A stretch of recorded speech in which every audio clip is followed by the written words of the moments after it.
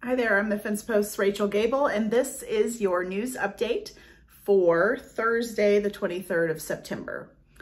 The fire at JBS was determined to have been caused by a heater that's used to dry hides and other rendering products in the rendering facility. No estimates yet on how long it'll be down or how much the damage is estimated to be worth.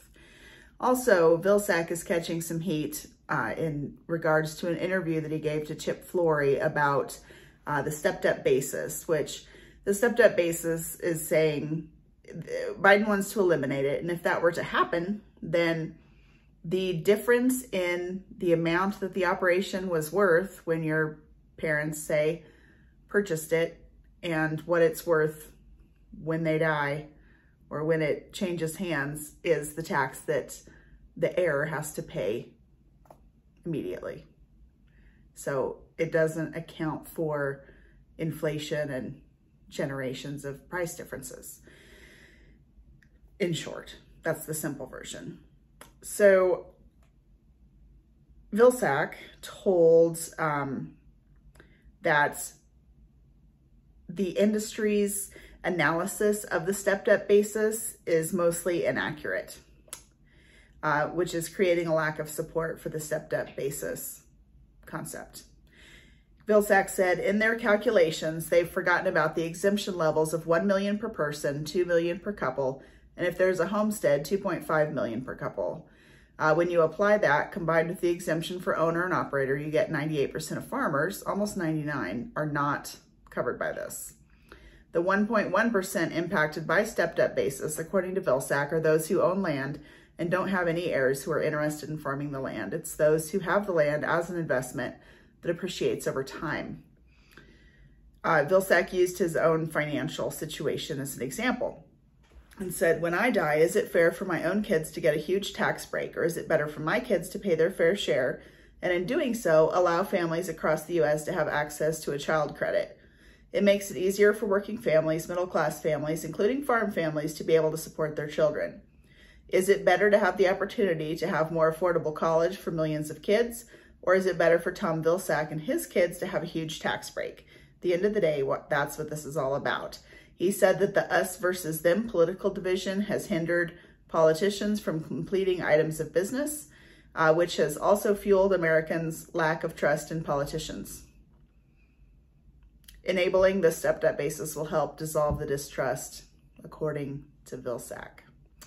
So it's kind of interesting. If you want to see the video of it, you can access it either through AgriTalk or Drovers has a link to it, I think, as well.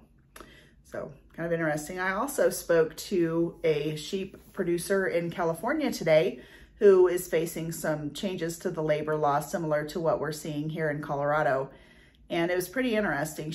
Her dad is a sheep and wool producer, and she's also a sheep and wool producer, but she has branched out to also be a targeting grazing business so that she can send out sheep and goats to do some target grazing for wildfire mitigation, which if you've turned on to the news or stepped outside, you know that the Mountain West has really had, and the West Coast, you know, specifically California has had a ton of wildfires this summer. So certainly fire mitigation is in the best interest of everyone.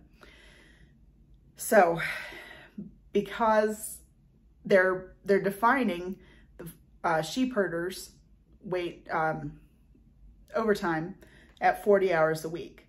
So she said that for a single herder starting January 1st in 2022, the charges or the additional expense per herder, and this is H2A herders who are now having to follow specific state laws because the state laws are superseding the federal H2A program. But at any rate, $12,000 a year extra. And then it steps up every year for that. Not just $1,000 or so a year, it's substantially steps up so that it's a little bit more every year. So a lot of folks who are in California and are a member of these livestock associations have said that they've already started getting rid of livestock and getting rid of sheep and getting rid of herders, basically. So she's saying, you know, pointing out how ridiculous it is that the state is literally on fire and the government is making it impossible for this easy fire mitigation. And it's not just fire. I mean, grazing is a fire mitigation method. If it's part of a target grazing business, it's a fire mitigation. If it's part of a commercial business, it's still fire mitigation.